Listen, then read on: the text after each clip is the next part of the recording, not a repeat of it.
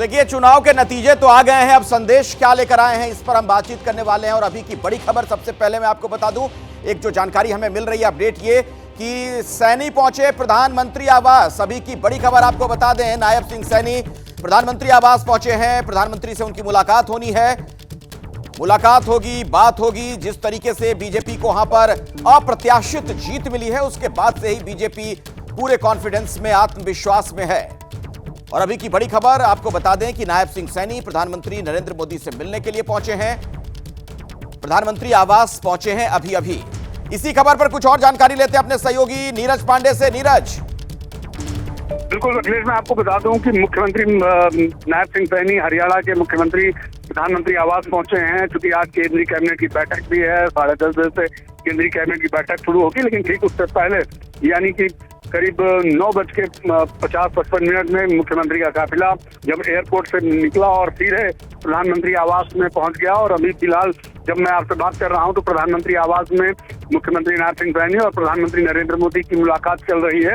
और माना यह जा रहा है कि नायब सिंह सैनी, क्योंकि एक बड़ी जीत हरियाणा में, एक ऐतिहासिक जीत उनके नेतृत्व में हुई है, और इसी के कारण से जब वो आज दिल्ली पहुंचे हैं तो सीधा प्रधानमंत्री नरेंद्र मोदी को बधाई देने, धन्यवाद देने पहुंचे। क्योंकि भारतीय जनता पार्टी के सर्वोच्च नेता हैं नरेंद्र मोदी, और जब भी कोई इस तरह की बात आती है तो यही कहा जाता है कि नरेंद्र मोदी प्रधानमंत्री का ही चेहरे होता है किसी भी चुनाव की जीत में।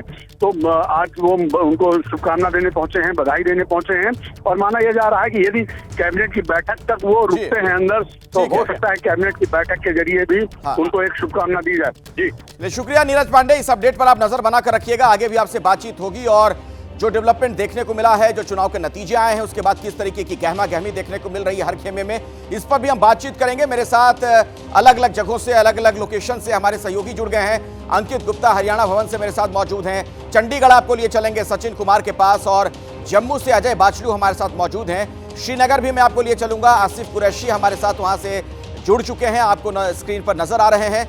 सबसे पहले अंकित, आप हरियाणा भवन से हमारे साथ जुड़े हुए हैं, किस तरह की हलचल वहां पर देख पा रहे हैं, क्या कुछ चल रहा है आज? अखिलेश, जैसी जानकारी मिली थी कि मुख्यमंत्री नायब सिंह सैनी जब दिल्ली पहुंचेंगे तो मुमकिन है वो सबसे पहले यहां पर आए, लेकिन अभी जैसी जानकारी मिली है कि प्रधानमंत्री आवास पहुंचे हैं अब से करीबन 5 मिनट पहले, और प्रधानमंत्री से मुलाकात करने के बाद में मुमकिन है उसके बाद में वो हरियाणा भवन पहुंचे, क्योंकि 10:30 बजे से कैबिनेट की बैठक है। और अब सवाल यही है कि क्या कैबिनेट की बैठक तक वो वहां रुकेंगे या उससे पहले निकलेंगे। लेकिन एक और जानकारी निकल के सामने आ रही है, नायब सिंह सैनी आज जब दिल्ली पहुंचेंगे तो उनकी कई बैठकें हैं। जैसे कि जानकारी मिली है कि बीजेपी के राष्ट्रीय अध्यक्ष जेपी नड्डा से मुलाकात करेंगे, केंद्रीय गृह मंत्री अमित शाह से मुलाकात करेंगे। उसके अलावा जो हरियाणा को लेकर के दिल्ली में एक और बैठक है जो धर्मेंद्र प्रधान के आवास पर बताई जा रही है, उसमें भी जो वो मौजूद रह सकते हैं। तो इस तरीके का आज का उनका बिजी शेड्यूल है और समझा भी जा सकता है। अब बीजेपी की कवायद क्या है? कवायद यह है कि जल्द से जल्द जो है सरकार बनाने का दावा पेश किया जाए, और शपथ ग्रहण की जो तारीख एबीपी न्यूज ने अपने दर्शकों को बताई है, मुमकिन है कि 12 तारीख यानी कि दशहरा के दिन ये हो सकता है। तो हो सकता है कि वो सारी जो प्रक्रिया है या वो सारी जो रणनीति है बीजेपी की, वो अंदर खाने उस पर चर्चा हो। इसके साथ ही में ये भी जो चर्चा होगी कि विधायक दल की बैठक कब बुलाई जाएगी, क्योंकि औपचारिक तौर पर वो एक प्रक्रिया का हिस्सा जरूर है कि विधायक दल की अपडेट लेते हैं। चंडीगढ़ से भी हमारे साथ जुड़े हुए हमारे सहयोगी अंकित, सचिन के पास अब मैं चलता हूं। सचिन, वहां से क्या जानकारी मिल रही है? सरकार गठन को लेकर किस तरह की गहमा गहमी देख पा रहे हैं आप? जी देखिए, सरकार गठन को लेकर क्योंकि मुख्यमंत्री दिल्ली हैं आज नायब सिंह सैनी जो है, तो निश्चित तौर से कैबिनेट को लेकर भी चर्चा होगी कि कौन कौन से चेहरे जो हैं कैबिनेट में होने चाहिए। तो इसमें इस बार बीजेपी के पास एक मौका है फ्रेश ब्लड इन्फ्यूज़ करने का, यंग ब्लड को लाने का, क्योंकि 7 कैबिनेट मंत्री जो हैं वो पहले चुनाव हार चुके हैं। तो बीजेपी की कोशिश ये रहेगी अब कि यंग ब्लड जो है उनको जो है बीजेपी हरियाणा में जो है आगे लाया जाए, उनको बीजेपी का फेस जो है हरियाणा में बनाया जाए। तो उसकी कवायद जो है वो बीजेपी में चल पड़ी है, खासकर वो चेहरे जिन जहां अनएक्सपेक्टेड जो है जीत जो है हासिल की है। आप बात करेंगे उचाना कलां से जो है वो अनएक्सपेक्टेड जीत जो है हासिल की है बीजेपी के कैंडिडेट ने।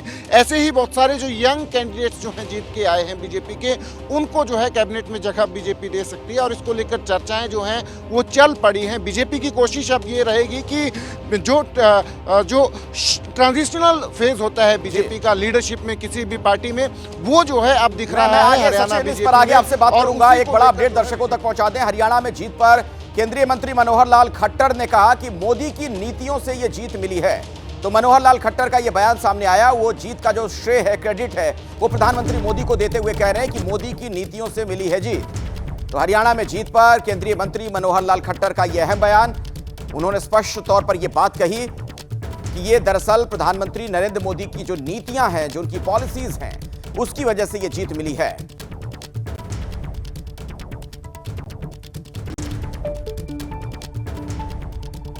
काम है, चाहे वो केंद्र सरकार की ओर से हो, हरियाणा सरकार की ओर से हो, सब काम इतने अच्छे हो रहे हैं, लोगों को भा रहे हैं। तो लोगों के मन को भाने वाले इस प्रकार का जो रिजल्ट दिया है, और साइलेंट वोटर जो है इसमें बहुत बड़ी भूमिका निभाई है उसने, क्योंकि वोकल वोटर तो हमेशा मीडिया में इधर उधर जा करके या जाके एजेंसियों को अपनी बात बताता है, साइलेंट वोटर को भी बताता नहीं है। और जो गरीब वोटर है, जो जिसको कहना चाहिए अभावग्रस्त जीवन जीते हैं, उनके लिए मोदी जी की नीतियां बहुत बड़ा रोल अदा कर रही हैं। हमारे साथ अंकित गुप्ता लगातार हरियाणा भवन से जुड़े हुए हैं। अंकित, देखिए, मनोहर लाल खट्टर जीत का जो पूरा क्रेडिट है प्रधानमंत्री मोदी को दे रहे हैं, उनकी नीतियों को दे रहे हैं। हालांकि सच्चाई तो ये भी है कि नायब सिंह सैनी के मुख्यमंत्री रहते ये चुनाव हुआ और ये जो जीत मिली, बड़ी जीत बीजेपी की, नायब सिंह सैनी वहां के मुखिया हैं। देखिए, नायब सिंह सैनी मुखिया जरूर हैं, लेकिन जो बीजेपी का आज की तारीख में सबसे बड़ा चेहरा पिछले जो है 10-11 सालों से बात की जाए तो वो प्रधानमंत्री नरेंद्र मोदी है। राष्ट्रीय स्तर की मैं बात कर रहा हूं। तो ऐसे में निश्चित तौर पर जो योजनाएं हैं, नायब सिंह सैनी ने भी जब चुनाव जीता उन्होंने यही कहा कि प्रधानमंत्री का धन्यवाद, और उसकी वजह यह है कि जो तमाम योजनाएं हैं कैसे जन जन तक पहुंचानी है, वो जो सरकारी योजनाएं हैं वो जब इंप्लीमेंट की गई हैं उसी का असर है। तो क्रेडिट निश्चित तौर पर प्रधानमंत्री नरेंद्र मोदी को दिया जा रहा है। और दूसरा, हमको यह भी समझना होगा कि जब नायब सिंह सैनी को मुख्यमंत्री बनाने का फैसला लिया गया तो वो भी बीजेपी के शीर्ष नेतृत्व में, जिसमें प्रधानमंत्री निश्चित तौर पर उनका एक अहम फैसला रहा है कि किस तरह से मनोहर लाल खट्टर, जिनको लेकर के कहा जा रहा था कि जाट वोट उनसे नाराज है और गैर जाट भी उनके साथ नहीं जुड़ पा रहा है, तो उनको वहां से हटा करके केंद्र सरकार में लाया गया। नायब सिंह सैनी को जो है वहां पर मुख्यमंत्री की कमान दी गई। और इतना ही नहीं, नायब सिंह सैनी का जो उनको चुना भी गया तो इस वजह से, क्योंकि कहा यह जाता है कि उनका स्वभाव काफी सरल है। और मेरी जानकारी यह भी है कि जब चुनाव प्रचार हो रहा था तो नायब सिंह सैनी, लेकिन ये नायब नायक बनके भी उभरे हैं। अंकित, ये भी सच्चाई है, तो थोड़ा बहुत तो क्रेडिट उन्हें जाएगा ही। अब हरियाणा चुनाव पर एक और बयान दर्शकों को सुनवा देते हैं। हरियाणा चुनाव के नतीजों पर उमर अब्दुल्ला का बयान सामने आया। उमर अब्दुल्ला ने कहा कि जो राजभवन का रास्ता नाप रहे थे वो घर बैठे रहे और बीजेपी ने सरकार बना ली। कांग्रेस को इस पर गंभीरता से विचार करना होगा।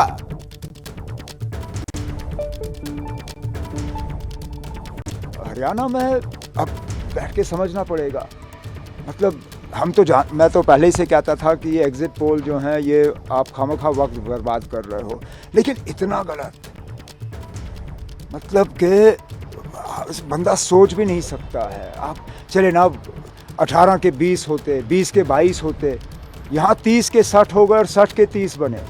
और जो लोग मतलब अपनी कपड़े तैयार करके राजभवन का जो है रास्ता नाप रहे थे वो बेचारे घर में बैठे रहे और बीजेपी ने तीसरी बार वहाँ हुकूमत बनाई। अब इसके पीछे क्या वजूहात हैं, उस पर कांग्रेस को थोड़ा सा तो गहराई में जाके सोचना होगा। तो उमर अब्दुल्ला ने जो कुछ कहा है हरियाणा चुनाव नतीजों के संदर्भ में, उसका आखिर मतलब क्या है, जरा समझते हैं। आसिफ कुरैशी भी लगातार हमारे साथ जुड़े हुए हैं। आसिफ, कांग्रेस को जो ये नसीहत दे रहे हैं हरियाणा के मामले में उमर अब्दुल्ला, इसका मतलब क्या निकाला जाए?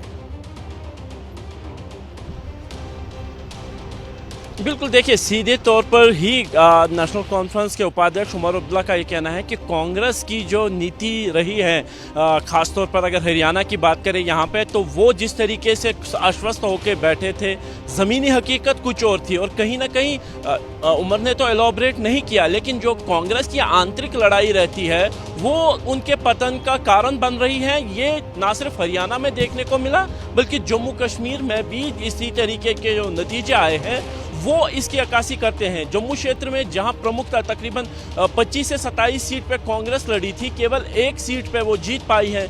कश्मीर घाटी में 7 सीट पे लड़े थे और उसमें से जो 5 सीट हैं वो जीत गए हैं। यानी कांग्रेस जो जम्मू कश्मीर के चुनाव में भी 6 सीट जीती हैं, उनमें जो सबसे बड़ा चंक यानी 5 सीट वो कश्मीर घाटी में जीत पाए हैं, क्योंकि यहाँ पे ऐसी सीट्स पे वो लड़े थे जहाँ पे नेशनल कॉन्फ्रेंस ने अपने प्रत्याशी खड़े नहीं किए थे, या फिर अगर फ्रेंडली फाइट हुआ था वो वाली सीट नेशनल कॉन्फ्रेंस जीत गया। यानी ज़मीन पर कांग्रेस की जो प्रेजेंस है वो काफ़ी कम है। और इसी बात की जो उमर ने चुनाव से पहले भी किया था कि जब राहुल गांधी की रैली श्रीनगर चुनाव से पहले हुई थी और उन्होंने कहा था कि कांग्रेस को कश्मीर घाटी को छोड़ जम्मू में ज्यादा जोर देना चाहिए था, राहुल को वहां ज्यादा रैली करनी चाहिए थी। कहीं ये वाला बयान उन्होंने दिया था, उस पर भी कई सवाल तब खड़े हुए थे। मेरे साथ अजय बाचलू भी जुड़े हुए हैं, जरा उनके पास भी मैं चलना चाहूंगा।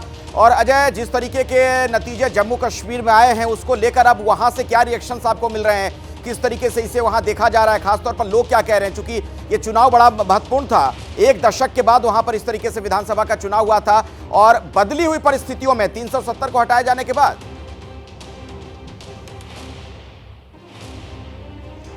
देखिए अखिलेश, एक बात तो समझनी होगी, जो इस बार का जम्मू कश्मीर का वर्डिक्ट है वो बिल्कुल साफ है। जहां जम्मू में मैक्सिमम सीट्स पर, अधिकतर सीट्स पर बीजेपी ने क्लीन स्वीप किया है, वहीं अगर कश्मीर घाटी की बात की जाए तो नेशनल कॉन्फ्रेंस एक बहुत बड़ी पार्टी बनकर वहां से उभरी है। तो वर्डिक्ट जो है वो बिल्कुल साफ है। जम्मू का जो पक्ष है, जम्मू का जो मत है वो बिल्कुल बीजेपी यानी कि प्रो 370 को लेकर है। 370 इस बार चुनाव का बड़ा मुद्दा रहा है और 370 के पक्ष में जम्मू ने वोट किया है। वहीं अगर कश्मीर घाटी की बात की जाए तो 370 का नारा जो है वो कश्मीर में फेल होता दिख रहा है और कश्मीर में जो अपने मुद्दे थे उसको लेकर जो है नेशनल कॉन्फ्रेंस बड़ी पार्टी बनकर उभरी है और नेशनल कॉन्फ्रेंस को वहां पर अधिकतर सीटें मिली हैं। तो ये डिवाइडेड हाउस है जम्मू कश्मीर में, ये बड़ा रोचक होगा। और अब जबकि सरकार नेशनल कॉन्फ्रेंस बना रही है, नेशनल कॉन्फ्रेंस और कांग्रेस मिलकर सरकार बना रही है, तो ऐसे में जम्मू के इलाके का क्या होगा? जम्मू में जिन इलाकों से बीजेपी क्लीन स्वीप करके आती है उन इलाकों में क्या होगा? ये एक बड़ा सवाल यहाँ पर सबके मन में है। आगे भी बातचीत अजय आपसे होगी। तो ये जो पूरा घटनाक्रम देखने को मिला है, जो जानकारियां हमें मिल रही है हरियाणा से या जम्मू कश्मीर से, उस पर हमारी नजर बनी हुई है। तमाम विश्लेषण भी आगे आप देखते रहेंगे, कई मेहमानों से भी हम आपको मिलवाएंगे। बड़ी खबर आपको बता दें, हरियाणा में सरकार गठन पर दिल्ली में हलचल तेज है। प्रधानमंत्री मोदी से मुलाकात कर रहे हैं सीएम सैनी और मनोहर लाल खट्टर भी प्रधानमंत्री आवास पहुंचे हैं। तो तमाम सरगर्मियां दिल्ली में नजर आ रही हैं। उसी से जुड़ी ये बड़ी खबर आपको बता दें, खबर हमें मिल रही है कि नायब सिंह सैनी प्रधानमंत्री मोदी से मुलाकात कर रहे हैं, इस वक्त प्रधानमंत्री आवास में मौजूद हैं। और मनोहर लाल खट्टर भी पीएम आवास पहुंचे हैं, पूर्व मुख्यमंत्री। हमारे साथ नीरज पांडे हमारे सहयोगी जुड़ गए इसी खबर पर कुछ और जानकारी के साथ। नीरज, सैनी पहुंचे हैं और खट्टर साहब भी पहुंचे हैं, इसका क्या मतलब निकाला जाए? नायब सिंह सैनी तो करीब पहुंचे 9:45 बजे यहाँ पर, और वो इसलिए पहुंचे कि चूंकि हरियाणा में एक ऐतिहासिक जीत दर्ज हुई है और इसके बाद वो दिल्ली पहुंचे थे। प्रधानमंत्री से उन्होंने समय मांगा और वो मिलने पहुंचे और उनको बधाई देने पहुंचे हैं। लेकिन मनोहर लाल खट्टर जो पहुंचे हैं वो केंद्रीय कैबिनेट की बैठक है चूंकि 10:30 बजे से, उसमें शामिल होने के लिए पहुंचे हैं। गृह मंत्री अमित शाह, राजनाथ सिंह, बाकी जो केंद्रीय मंत्री हैं, कैबिनेट मंत्री हैं, वो भी सारे यहाँ पहुंचे हुए हैं। और मेरी जो जानकारी है उसके अनुसार आज कैबिनेट की बैठक में संयुक्त रूप से कैबिनेट की तरफ से प्रधानमंत्री नरेंद्र मोदी को हरियाणा की जीत के लिए बधाई दी जाएगी और उस समय नायब सिंह सैनी भी मौजूद रहेंगे। और कैबिनेट की बैठक के दौरान ही नायब सिंह सैनी को भी धन्यवाद प्रस्ताव दिया जाएगा, उनको भी बधाई दी जाएगी। ये सबसे बड़ी खबर है। कैबिनेट की बैठक तो पहले से ही प्रस्तावित थी, लेकिन नायब सिंह सैनी का दिल्ली पहुंचना और ठीक कैबिनेट की कमेटी की बैठक से पहले उनका प्रधानमंत्री आवास पहुंचना, ये बताता है कि उनको आज केंद्रीय कैबिनेट की तरफ से भी बधाई दी जाएगी। लेकिन चूंकि आमतौर पर जैसा होता है कि जब भी कोई बड़ा मौका आता है तो पहले कैबिनेट की तरफ से प्रधानमंत्री को उसके लिए बधाई और शुभकामना दी जाती है और इसके लिए बाकायदा एक प्रस्ताव भी पेश किया जाता है। तो हमारी जो जानकारी है उसके अनुसार केंद्रीय कैबिनेट की तरफ से एक धन्यवाद प्रस्ताव प्रधानमंत्री नरेंद्र मोदी के लिए पास किया जाएगा और दूसरा धन्यवाद प्रस्ताव नायब सिंह सैनी जो हरियाणा के मुख्यमंत्री हैं और उन्हीं के नाम ने लड़ा। और ऐतिहासिक जीत, मैं आपको बता दूं कि भारतीय जनता पार्टी के इतिहास में अब तक की सबसे बड़ी जीत जो किसी के नाम को सामने रखकर, किसी के चेहरे को सामने रखकर भारतीय जनता पार्टी ने जीती है। 2014 में भाजपा ने वैसे सरकार बनाई थी, इससे बड़ी जीत थी, लेकिन चूंकि उस समय कोई चेहरा नहीं था, एक संयुक्त टीम के साथ चुनाव लड़ रहे थे। प्रधानमंत्री नरेंद्र मोदी ही उस समय सबसे बड़ा चेहरा थे। बिल्कुल नई चीज वहां देखने को मिली है। क्या सरकार में कुछ चेहरे भी वहां पर बदल सकते हैं? सरकार गठन को लेकर अंदर खाने से कुछ अगर जानकारी आपको मिल पाई हो? देखिए, निश्चित रूप में जब नई सरकार का गठन होता है तो कुछ नए चेहरे, कुछ पुराने चेहरे, इनका समावेश होता है। अभी फिलहाल इस पर कहना जल्दबाजी होगा क्योंकि थोड़ी देर बाद यानी कि इस केंद्रीय कैबिनेट की बैठक के बाद धर्मेंद्र प्रधान के आवास पर एक बैठक शुरू होगी और इसके लिए बाकायदा एक कमेटी यानी कि भाजपा के अध्यक्ष जेपी नड्डा, अमित शाह, बीएल संतोष, मुख्यमंत्री सैनी, मनोहर लाल खट्टर, ये 4-5 ऐसे लोग हैं जो हरियाणा की राजनीति अपना प्रभाव ये बॉडी लेती है। तो ये सारे लोग मुझे लगता है बैठेंगे एक साथ और उसके बाद ये डिसाइड होगा कि पहले तो मुख्यमंत्री की शपथ ग्रहण कब होगा, उसके बाद मुख्यमंत्री के साथ क्या सारे कैबिनेट मंत्री शपथ लेते हैं या बाद में लेते हैं, और जो लेंगे शपथ उनमें क्या वही चेहरे होंगे जो पहले से हैं या कुछ नए चेहरे। मुझे ऐसा लगता है चूंकि नई कैबिनेट होगी तो उसमें कुछ नयापन होना चाहिए, क्योंकि ये पूरी तरह से नायब सिंह सैनी की कैबिनेट होगी तो उसमें नयापन के लिए निश्चित रूप से कुछ नए लोगों को जगह मिल सकती है, कुछ पुराने लोगों को इस पर नजर बनाकर रखिएगा। बहुत बहुत शुक्रिया इस पूरी जानकारी के लिए आपका। हरियाणा में कांग्रेस की हार के बाद कुछ सवाल भी उठे हैं। महाराष्ट्र में शिवसेना उद्धव गुट के जो नेता हैं उनका एक बड़ा बयान सामने आया। कांग्रेस अगर अकेले चुनाव लड़ना चाहती है स्पष्ट करे, ये कहा संजय राउत ने। तो कांग्रेस की हार के बाद सवाल उठ रहे हैं। महाराष्ट्र में शिवसेना उद्धव गुट के जो नेता हैं, बड़े नेता संजय राउत, उन्होंने कहा कि कांग्रेस अगर अकेले चुनाव लड़ना चाहती है तो स्पष्ट करे। तो आप देख रहे हैं ये जो हार यहां पर हुई कांग्रेस की, उसका साइड इफेक्ट वहां महाराष्ट्र में देखने को मिल रहा है। और संजय राउत का यह बयान सामने आया है कि कांग्रेस अगर चुनाव में अकेले जाना चाहती है तो क्लियर करे, स्पष्ट करे।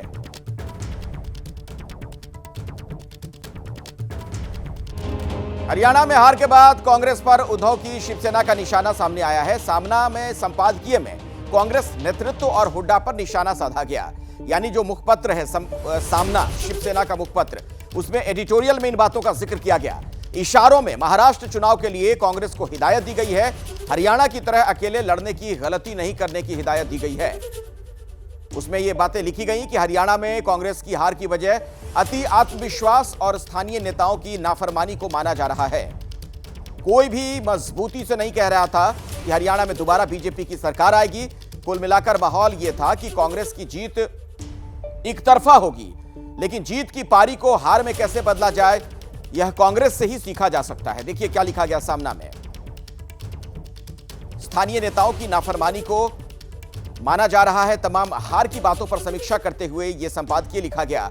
कोई भी मजबूती से नहीं कह रहा था कि वहां पर बीजेपी आएगी। कुल मिलाकर माहौल यह था कि कांग्रेस की जीत एक तरफा होगी। और आगे इसी में लिखा गया लेख में, लेकिन जीत की पारी को हार में कैसे बदला जाए यह कांग्रेस से ही सीखा जा सकता है। आप देख रहे हैं किस तरीके का तंज है। कांग्रेस के साथ ऐसा हमेशा होता है। पिछली दफा मध्य प्रदेश, छत्तीसगढ़ में, और फिर आगे इसी में लिखा गया एक तरह का माहौल था कि बीजेपी सत्ता में नहीं आएगी, लेकिन कांग्रेस की आंतरिक अव्यवस्था बीजेपी के लिए मुफीद साबित हुई। सवाल खड़ा हो गया है। सवाल यह पूछा गया इस संपादकीय में कि क्या पूर्व मुख्यमंत्री भूपेंद्र हुड्डा ने कांग्रेस पार्टी की नैया डुबो दी है। श्रीमान हुड्डा की भूमिका इस तरह थी कि जैसे कांग्रेस के सूत्रधार वही हैं, जिसे चाहें वही उम्मीदवार होगा। तो ये तमाम बातें उसमें लिखी गई। मेरे साथ इस वक्त हमारे सहयोगी गणेश ठाकुर मौजूद हैं। गणेश, कुल मिलाकर बड़ी बात यह कि जो हरियाणा में हार हुई कांग्रेस की, उसका साइड इफेक्ट दिखने लगा महाराष्ट्र में।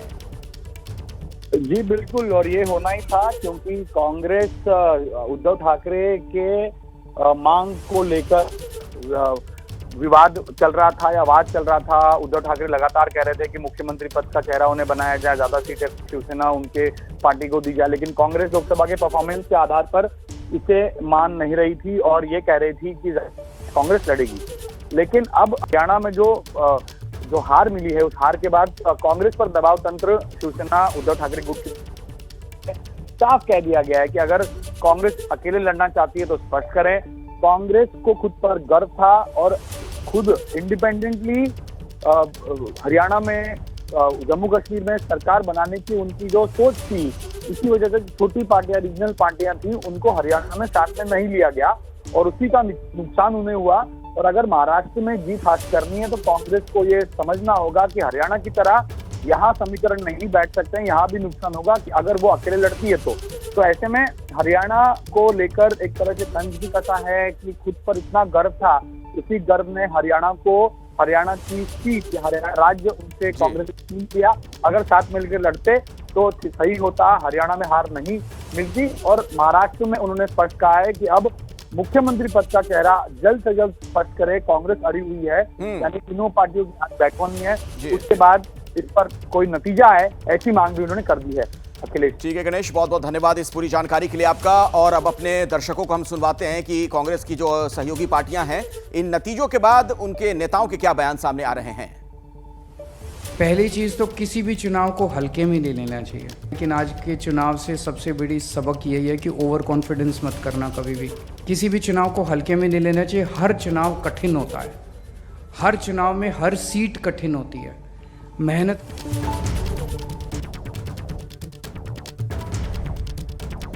तो हरियाणा में कांग्रेस के प्रदर्शन पर सहयोगियों ने ही सवाल खड़े करने शुरू कर दिए हैं। आपने अरविंद केजरीवाल को सुना, कुछ और बयान भी आपको हम सुनवाएंगे। संजय राउत को आपने सुना, संपादकीय में जो बातें लिखी गई हैं शिवसेना के मुखपत्र में लिखा गया था जो बात, तो वो भी हम आपको बता रहे थे। हरियाणा में चुनाव नतीजों के बाद कांग्रेस और आम आदमी पार्टी में वार पलटवार की स्थिति हो गई है। इसी बीच आम आदमी पार्टी की ओर से बड़ा बयान सामने आया। आम आदमी पार्टी ने कहा कि कांग्रेस को अति आत्मविश्वास ले डूबा और यह बात साफ हो गई, दिल्ली में अब कांग्रेस के साथ गठबंधन नहीं होगा।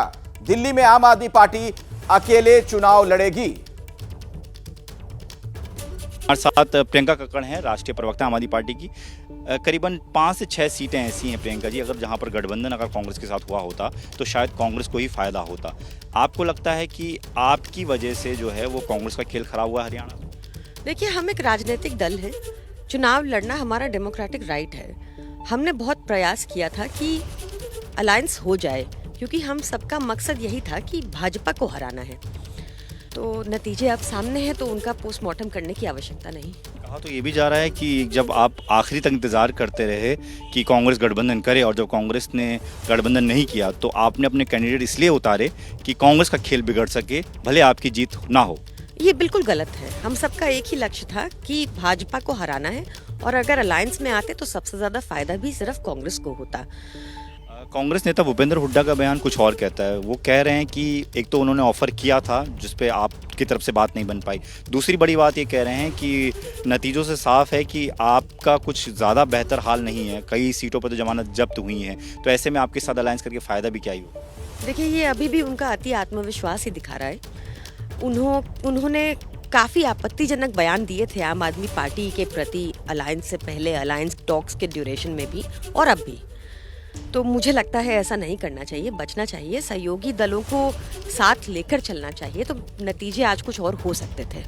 अब क्योंकि दिल्ली में भी चुनाव जल्द ही हैं, हालांकि उससे पहले महाराष्ट्र झारखंड में भी चुनाव हैं, लेकिन दिल्ली के क्योंकि इसलिए बात कर रहे हैं कि दिल्ली आम आदमी पार्टी का गढ़ माना जाता है। अब क्योंकि हरियाणा में आप लोग चाहते थे, वहाँ पर कांग्रेस से नहीं हो पाई बात, अब दिल्ली में अगर कांग्रेस चाहे तो क्या कोई गठबंधन की कोई सूरत बनती हुई नजर आ रही है, या फिर आप बदला लेंगे, यहाँ पर भी कोई गठबंधन नहीं करेंगे?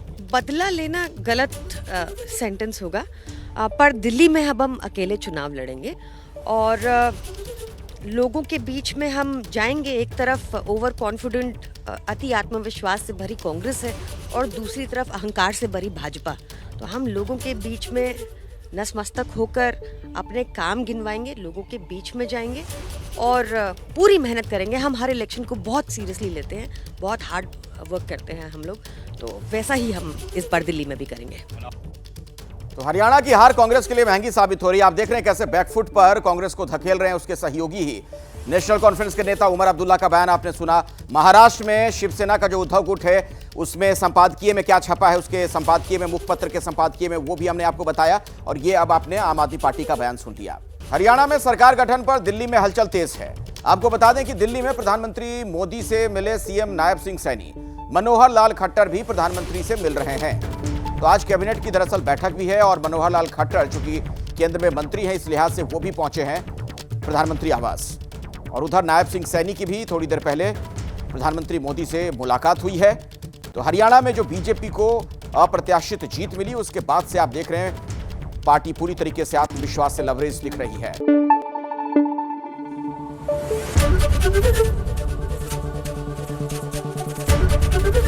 एबीपी न्यूज आपको रखे आगे।